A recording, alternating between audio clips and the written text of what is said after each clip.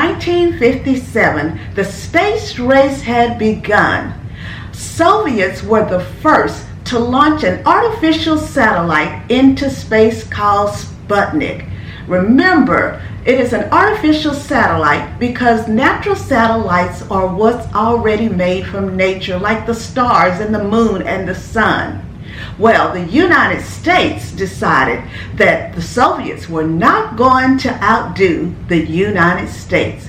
So in 1962, President John F. Kennedy declared boldly that the United States would be the first to put a man on the moon.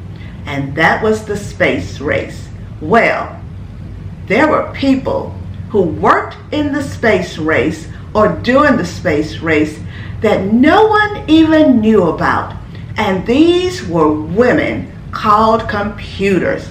African American women who broke barriers during that time because of their geniusness with mathematical computations that would help put the first man on the moon. Meet Katherine Johnson. Katherine Johnson was born in 1918 in White Sulphur Springs, West Virginia. At a young age, teachers began to recognize her abilities and her giftedness in the areas of mathematics.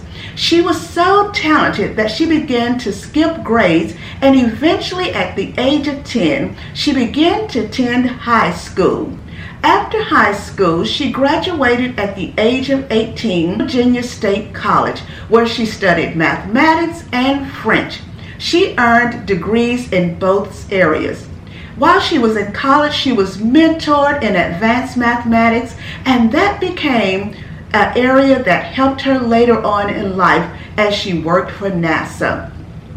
After finishing college, during that time, women didn't have many opportunities to work in the areas of STEM, science, technology, engineering, and mathematics. So Katherine began to teach high school. She taught mathematics to high school students in a black public school because during that time it was segregation.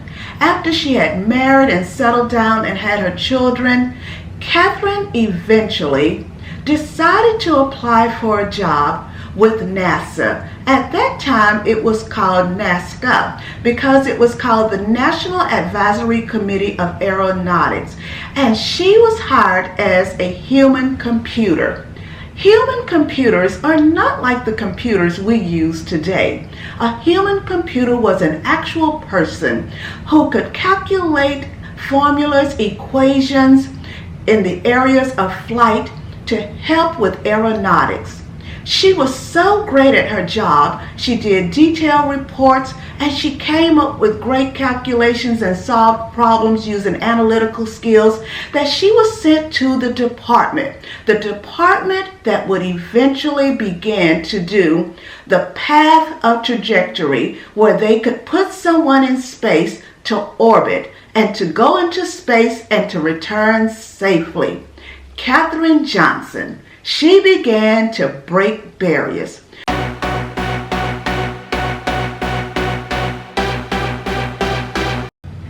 Katherine Johnson was part of the Space Task Group, and she worked on many missions in order to get the spacecrafts into space. In 1961, she calculated the path for the Freedom 7, which was the first to get a U.S. astronaut, Alan Shepard, into space.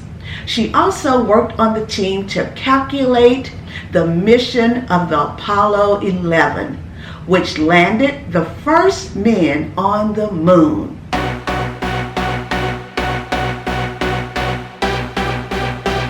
America had won the space race at that time. Katherine Johnson played an important role in the field of mathematics to help the NASA program, which later became important in other fields of engineer and design, mathematics, science, and technology. Katherine Johnson was honored by President Obama, and she was given the Presidential Freedom Award in 2015. We honor Katherine Johnson today as a STEMist, as a woman of color who broke barriers and who made history for the United States of America.